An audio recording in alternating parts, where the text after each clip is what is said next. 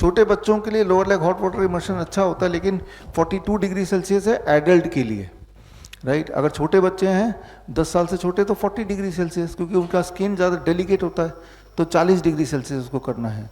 यानी कि आपको ये देखना पड़ेगा छोटे बच्चे के हिसाब से वो कितना पानी, गर्म पानी वो सह पाता है, इसका अंदाज़ा लगाना है। तो छोटे बच्चे में भी lower leg hot water immersion उसी तरह से काम करेगा जैसे बड़ों में।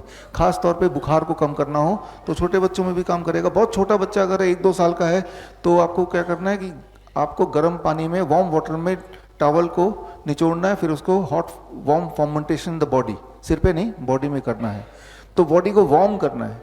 आप कभी देखते हैं कि बुखार जब होता है तो कांपने लगते हैं, है ना। जब कांपने लगे उसका सोल्यूशन क्या है कि जब कांपने लगेंगे, इसका मतलब कांपते कब है हम, जब बॉडी को ठंड में कांपते हैं, मतलब बॉडी को हीट चाहिए। जब कांपेंगे ना तो हीट जनरेट होती है, तो बॉडी को हीट चाहिए।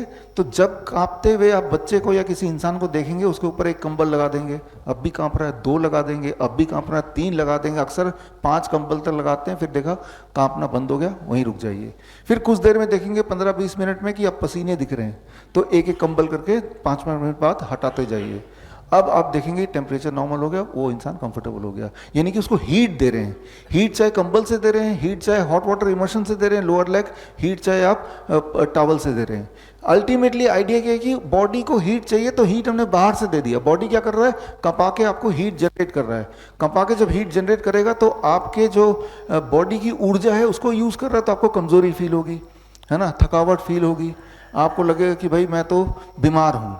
तो आपने बाहर से सपोर्ट कर दिया by giving heat from outside.